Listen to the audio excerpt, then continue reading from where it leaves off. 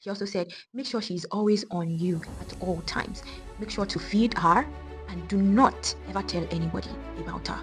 This story is a map of how a woman moves from being disconnected from herself, from her intuition, into fully knowing. But by the end of the story, she doesn't arrive diminished by all that she has gone through. She arrives more herself than she has ever been. There was a woman who was on her deathbed.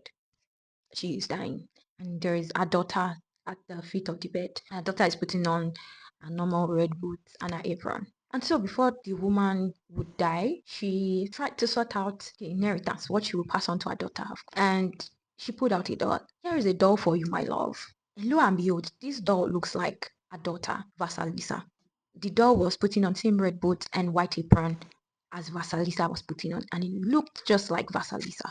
And then the woman gave her daughter some instructions. She said, when you feel lost or when you need help, ask this doll what to do. She also said, make sure she's always on you at all times. Make sure to feed her and do not ever tell anybody about her. And with that, the mother died. The father mourned. The father and the daughter, they mourned this woman, and life has to move on. And so life moved on. The father remarried a woman with two daughters. And although the stepmom and stepsisters always smiled, there's just something off about them. If you've ever, lived with a stepmother, or if you've ever had a stepmother, I think you might know what I mean. I did, so I know what that means. They tormented Vasalisa. This is bringing back memories. I don't like that. They saw that Vasalisa was good looking, and well, the stepmother couldn't have that. Sent her to chop firewood so that her skin could get rough. Forced her to wait on them. Well, she became the proper housemaid.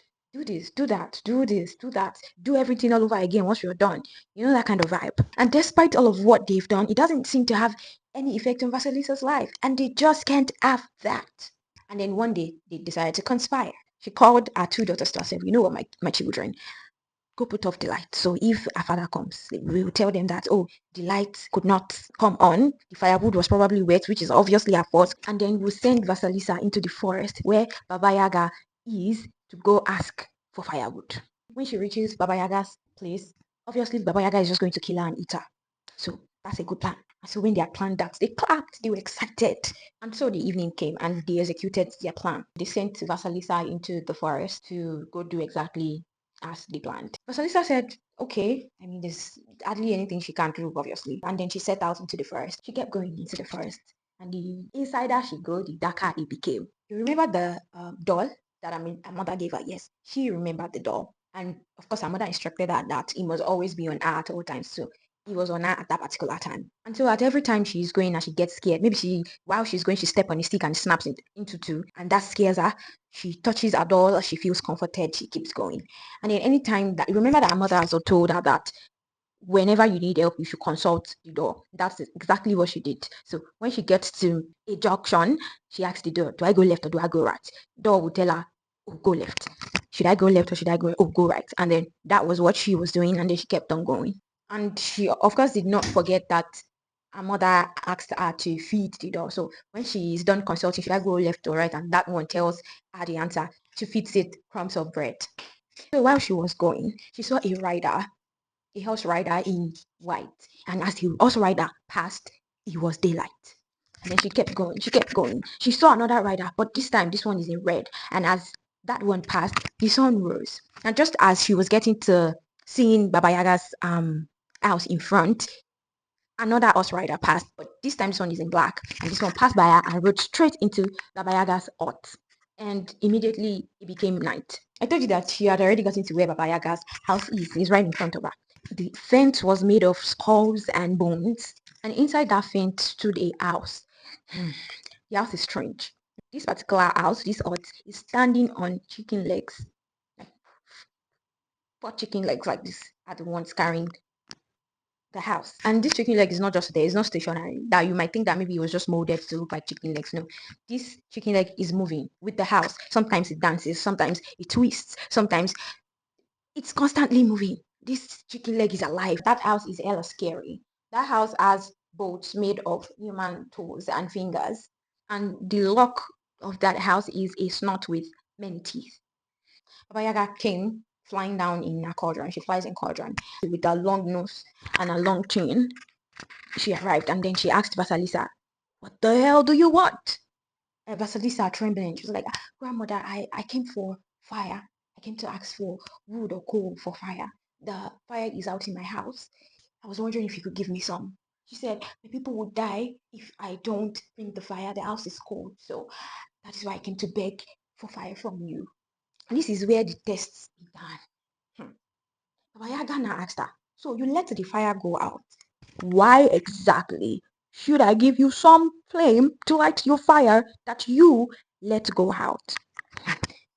At that point in time, you need to be careful of what you say. So she cannot just give any answer. But Salisa took her dog to the side and consulted. "How far? Wait till make I talk." And then she relayed the answer. "Because I asked." And then Baba Yaga looked at her and smiled. "You are lucky. You gave the right answer. However, I cannot just give you flame just like that. You have to work for it. So I'll give you some tasks to complete. If you complete them successfully, I will give you fire. If not, you die." Then Baba Yaga gave her tasks to do. What are the tasks? "You will wash my clothes, you will clean the floor, you will cook my food, and then you will separate this mountain of corn and dirt from each other." You know corn, right? So you will separate, there is a mountain, the corn has been mixed with dirt. So you have to separate them from each other. And you have to do all of this before I come back. And then she rose up and then she left. Mind you, she told her that if you do not do all of this, my child, I go chop you. Then Vasalisa took her doll, said, "Do you think I can do this? This thing is mocho. Do you think I can do this?" And then the doll reassured her, told her to rest a little, eat, and she should go to sleep. Then Vasalisa did just as that. She ate, she even fed some to the doll, and then she went to sleep. By the time she woke up, the doll had done the tasks for her. So when Baba Yaga came, I was like, well, grudgingly, she was like, "Oh, you have done my task. Interesting." She inspected all the things that Vasalisa claims to have done, and she saw that he was actually done well. Very lucky girl. Interesting. Two ants appeared and crushed the corn. And after Baba Yaga sees that she has done that, Baba Yaga still gave her another task to do. She said, "You see that mountain of poppy seeds? It's not just poppy seeds that are there. They're mixed together with dirt. So you have to separate those. I want to go and sleep now. Before I wake up, make sure you have separated them." Baba Yaga went to sleep, of course. And then Vasalisa quickly consulted Adol. "How far? Hey, this is another impossible task. Oh, what should we do? What do I do? Can I do this?" Adol reassured her, "Don't worry. You just go take a rest. Go sleep. Just calm your mind." And again, before she woke up, the doll has done her tasks for her again. Then when Baba Yaga woke up, she was like, "You've done it again. Lucky girl." Probably because of how much time Vasalisa has spent doing all those chores and being in the presence of Baba Yaga, she mustered the courage to ask some questions. She said, "Grandmother, I have some questions to ask." And Baba Yaga answered, "Ask, but remember, too much knowledge makes one old too soon." And then Vasalisa went on to ask, "So I saw three horsemen ride into your house. One was white, one was red, and one was black. I wanted to ask about them." Baba Yaga responded, "Oh, those are the white one is my day, the red one is my rising sun, and the black one is my night." And then Baba Yaga asked, deceptively, by the way, "Would you not like to ask more questions? Come, child. Would you not like to ask more questions?" She wanted to ask about the disembodied ants she saw that helped Baba Yaga with crushing the corn, but the doll in her pocket quickly jumped, signaling to her, "Do not say anything." And Vasalisa responded to Baba Yaga, saying, "I do not have any more questions, grandmother. Like you said, knowing too much makes one get old too soon." Oh, Baba Yaga was like, "Oh, you're a wise girl. You're wiser than your age. How come? How did you get to be this wise?" Vasalisa responded that, "Oh, it's by my mother's blessing." Baba Yaga shouted, "Blessings? No, no, no, no, no. We don't do that here. Blessing. Oh yeah, it's time for you to start going." She pushed Vasalisa out and then gave her a stick with a skull on top of that stick and told her to be on her way. Inside that skull, there is fire burning inside it. She was like, there is your fire. Go. And I don't want to hear another word from you." Alele, what else is Vasalisa to do? Then she started running through the forest to get home. While she was running, she became scared of the flame. It's inside a skull. So she became scared and she wanted to throw it away. But the skull told her that don't throw me away. It's fine. I mean you no harm. Don't throw me out. I promise I won't harm you. It's not you I'm here for.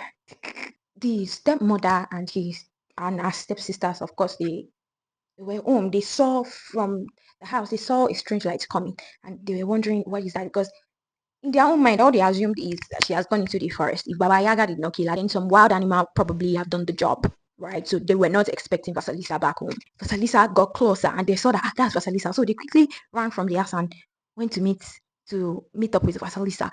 Since you left, the fire has not been on. We've not had fire. But then something different happened, something they didn't expect. The skull was watching their every move, the way they did, the way they sneak out behind their back and all of that. And then the fire from the skull burnt them to crisp. And Vasilisa obviously lived happily ever after. That is the end of that story. While this story is about a sweet girl that survived a terrifying grandmother, it's not just about that. This story is a psychological map of how a woman moves from being disconnected from herself, from her intuition, into fully knowing. Clarissa finds 9 tasks inside this story, and I am going to walk you through them one after the other. Task number 1, allowing the too good mother to die. Remember that the story opened with Vasilisa's mother dying. Vasilisa's mother represents the too good mother of the psyche. That voice, that hand that kept you safe when you were young. Don't go too close. Don't go too far. Don't go there. Don't do this so you don't get hurt. Yes, that voice. It was necessary at first, but it has now done its job. It's time for it to go. But you grew up and it didn't go. It didn't die. Now it is that voice that comes up when you want to take risks, when you want to say your mind, when you want to leave the wrong situation. But it sounds loving. It sounds like reason. It sounds like practicality. Oh no, I'm a realistic person. That is not wisdom. It's a cage built from care. And it has to die simply because you've outgrown it. The new woman cannot blossom, cannot grow if the too good mother doesn't die first. And that is task number 1. Task number 2, exposing the crude shadow. Remember in the story, after they had mourned their mother, the father remarried and he married a widow with 2 children, 2 daughters. So that stepmother and the 2 daughters, they are the crude shadow, and they represent the jealous, exploitative part of the psyche that always says you're not good enough, you're not deserving of that. Imposter syndrome. That is what the stepmother and the stepdaughters represent. They are also every person that has ever said that same thing to you. Vasalisa kept on being sweet. She kept complying. She kept doing everything that they are saying. But what did it earn her? It is at this point that we need to register something as women, in Clarissa's words. She said that to be ourselves causes us to be exiled by others. And yet, to comply with what others demand of us causes us to be exiled from ourselves. While one exile is temporary, the other exile lasts for your whole life. That fire going off, that loss of that warmth, that even though it was orchestrated by the stepmother and the stepdaughters, that is what it requires. Sometimes a woman would have to lose everything entirely before she will agree to go into the forest to get a different kind of fire. Task 3, navigating the dark. So in this part of the story, Vasalisa goes into the forest. She's scared, she's afraid, she's alone, and the only thing she has with her is a doll. The doll represents intuition. And remember that the doll was passed from her mother to her, which means that the first transmission of intuition comes through the women who came before you. Sometimes it's passed down consciously, sometimes not. It could be through the way your grandmother saw the world. It could be through a story shared around the table. It could be through the way a woman that you know or you love move. You see the way said woman moves around danger with a quiet knowing that you cannot exactly put your fingers on. But above all, in this particular stage, Vasalisa has to feed the doll. Now that we have concluded that the doll means intuition, how do you then feed your intuition? You see that in that story, Vasalisa gave the doll small crumbs of bread as she goes. And that is the instruction. You feed your intuition by listening to it. Intuition is like a muscle. The more you use it, the more it grows, and vice versa. If you do not listen to it, if you always explain it away, it withers. Although it does not go completely, because that's the thing, it withers. You can always get it back. Nothing is ever truly lost in the psychic. It can go quiet, it can go underground, but you can always get it back. Every time you ask yourself, what do I feel about this particular situation? And you truly listen for the honest answer, you feed the dog. Every time you notice something is off about this thing and you don't immediately talk yourself out of it, you feed the dog. Every time you act on what you know, even though you cannot exactly explain it, you feed the dog. That is the instruction. That is how you feed the dog. That is how you feed your intuition. The fourth task, facing the wild hag. Now, in this part of the story, Vasalisa arrived at Baba Yaga's house, and this house is on chicken legs and it spins. Contrary to what you might think, based on what you heard in the story, Baba Yaga is not evil. She is the wild mother. She is fierce and she is completely herself. She doesn't soften things. She's everything the too good mother isn't. And it's normal as women, we often will fear other women's power. Because the Yaga, the fierce, non-rational, unapologetic feminine, is exactly what we were taught to fear in ourselves and in others. And remember in the story, when Baba Yaga asked Vasalisa why she is asking what she was asking, she responded and said, because she is. That is Vasalisa standing in front of the Yaga, not boastful, being herself and being honest about what she needs. And Yaga appreciates this. So Clarissa brought out an important point from there. She said that respect in the face of great power is a crucial lesson because ultimately some of that power will become yours. Task number 5, serving the non-rational. Let's quickly remind ourselves of the story at this point. At this point, Baba Yaga gave Vasalisa a task in return for the fire that she's requesting. She gave her several tasks: wash my clothes, cook my food, clean the floor, and some other almost impossible tasks. These tasks are not chores. They are actually initiation into how you will care for your own psychic house. Now let's start from the first task, washing our clothes. Across history and across civilization, clothes have been worn not just to cover nakedness, but to also appear a certain way, to be perceived a certain way. By washing the hag's clothes, she learns how to sew personas. She learns how to add personas to the ones that she already have. It is possible that Baba Yaga is viewed the way she is viewed because that is how she wants to be viewed, fierce and enduring. And washing, remember, washing across history has always been the act of removing dirt, the act of purification. So by learning to wash the axe clothes, we also not just sew ourselves personas, but renew the ones that we have, the ones that we have worn and worn, to be able to even sort them, the ones that are worn out and to be put aside, to sort, to sew, to renew personas. And we also learn to sort, to sew, to renew the instinctual psyche through the purification of the fiber of beings. But Salisa's next task is to sweep the floor. By sweeping the floor, we are able to keep our inner world clear and uncluttered. And this can look like different things for many women. For some, it might mean setting apart hours. It might mean setting apart a time of the day where they go into contemplation. Contemplation? Yes, that's correct. Where they go into contemplation, they set time aside where they go paint, they go write. Meditative activities. That is what it means to keep your inner world clear and uncluttered. Now, this is not something that you do once in a year, something that you need to do regularly, you need to do consistently. The next task for Vasalisa is to cook for Baba Yaga. How do you cook for Baba Yaga? First and foremost, to cook, you need to have a constant fire burning so that whatever it is that you have in your pot can actually get cooked. So to cook for the Yaga, a woman must be willing to burn with passion, to burn with words, to burn with ideas, to burn with whatever it is that you truly care about. It is this passion that actually causes cooking.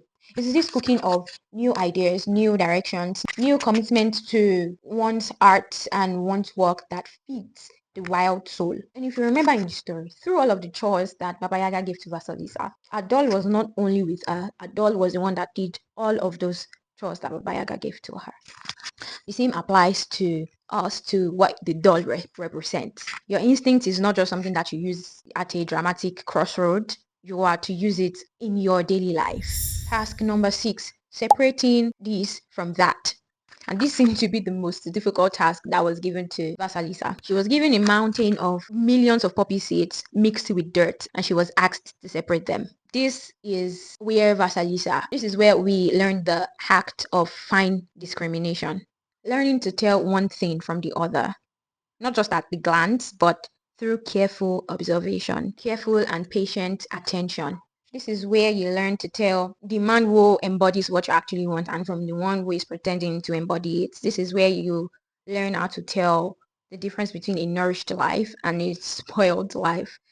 This is where you learn how to tell what actually calls to you, calls to your soul, and what is placed in front of you. This is the place that Clarissa went a little bit into, love matters and relationship matters. She said that imagine you have a board in front of you and there are like different things, say like different fruits on the board.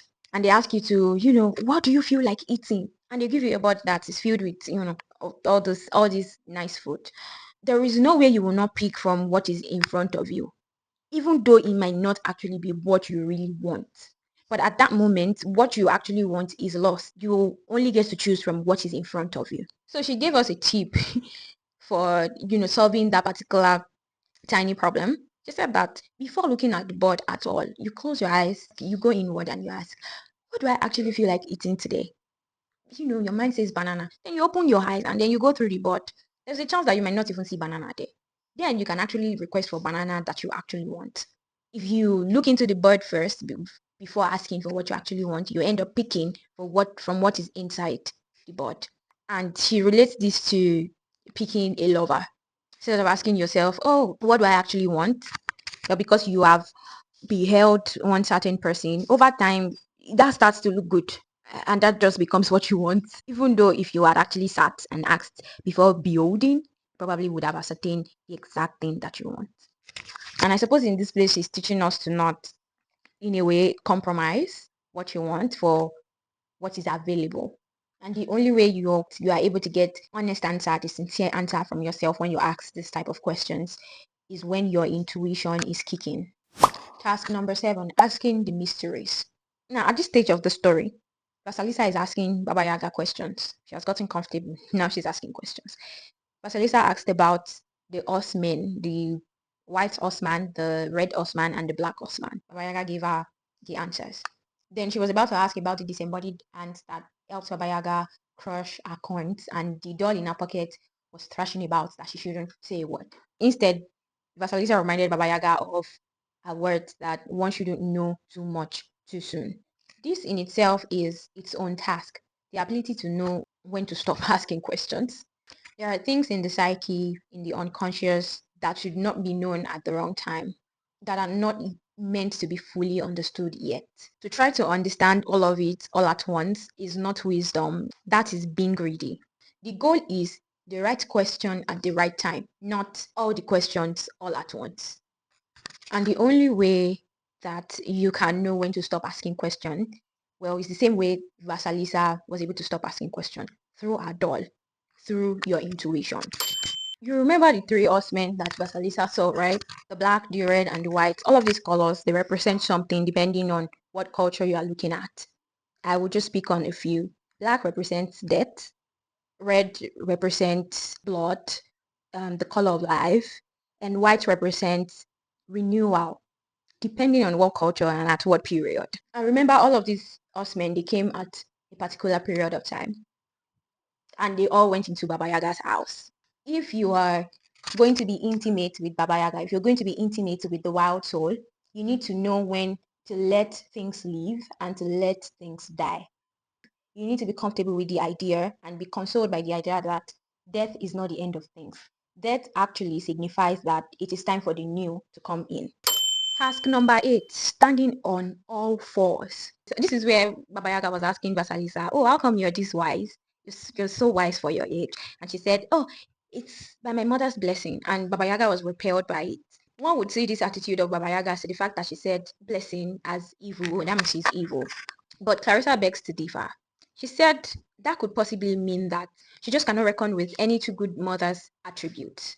Remember, the two good mother is sweet, she's safe, and she is the one that gave Vasalisa blessings. So it doesn't mean that she's repelled by the blessings because she's evil. She just doesn't like to associate with any two good mothers attribute, with softness, with sweetness, with cajoling and all that.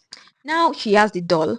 Now she has the sensibilities. She has wine and dined with Baba Yaga. Now she has some of her power. Now she has the fiery skull. She's going home full and ready with a bounce, with a kick. This leads us to task number 9, recasting the shadow. In this part of the story, Vasalisa is already going home. She has the fire that she came for. And on her way home, because of the way the skull and the fire in it is looking, she almost threw away that skull. And then the skull had to reassure her that don't worry, don't throw me away. I won't harm you. You are not who I came here for. That fiery skull represents the light of knowing, that full, clear-eyed intuition, the kind that sees things as what they are, that sees the disfigured for what it is, that sees the divine as that sees, that beholds the beautiful and the ugly for what they are. Having served Baba Yaga, she now carries a part of that power. Some women are afraid of this kind of power because they think that it would make them reckless. But the opposite is true. It's the lack of intuition that makes one reckless. Because without intuition, no matter how careful you are making that decision, no matter how careful you're making that choice, 9 out of 10, you're bound to make the wrong choice. And some women are also afraid of this power because now it puts on them the responsibility of knowing. You know that phenomenon where you wish you just didn't know this much. Ignorance is bliss. In the presence of this knowing, in the presence of this kind of light, you cannot help but to know. And that puts a lot of responsibility on you. Because once you know, you have to act. Without this kind of knowing, you are bound to make wrong choices. And if you are alive, you are bound to make choices either ways. So it's better you make these choices with clear eyes. Remember, in this part of the story, the skull reassures her that keep me, don't worry, you see. You get what I want to do. That's what I just did earlier for you. So let's see what happened afterwards. Now, in this part of the story, the skull was watching the stepmother and the stepsisters. And at some point, the skull burnt these 3 assholes to crisp. Now, you notice that they didn't say in the story that Vasalisa took the stick and pointed it at them and used it to burn them. No, just by the mere fact of watching these 3 people, they were burnt to crisp. That is saying something. Sometimes, all a situation needs is just it's being seen clearly. Vasalisa's step family didn't get burnt through a fight or through a confrontation. They were just watched clearly. Sometimes harmful force in our psyche are defeated by just being brought into awareness, by just being brought into consciousness. And the things that cannot survive this kind of clarity deprive themselves of the energy they need to stay. Holding something in consistent consciousness can cause it to dehydrate. This way, the destructive forces within and without our psyche begins to lose their potency. And this way, new life can begin. At the beginning of the story, Vasalisa was sweet and compliant. Go and bring that plate. Yes, ma'am. Go and wash that plate. Yes, ma'am. Go and cook our food. Go and cut the firewood. Go and wash our clothes. Yes, ma'am. She tried to make herself acceptable to people who didn't value her. But by the end of the story, she walks home through a dark forest with a blazing fire. She doesn't arrive diminished by all that she has gone through. She arrives more herself than she has ever been. That is the whole point of the story. It is not the removal of difficulty. It is the transformation of that difficulty into a sense of knowing. And that doll is still in your pocket. And it has been in your pocket all this while. The question is if you will reach in and hold it. The next episode that is coming is one you do not want to miss because we are going into something very juicy and interesting. We're talking about love and we're talking about relationship. We're talking about the union with the other. Until next time, live on purpose or not at all. Stay wild.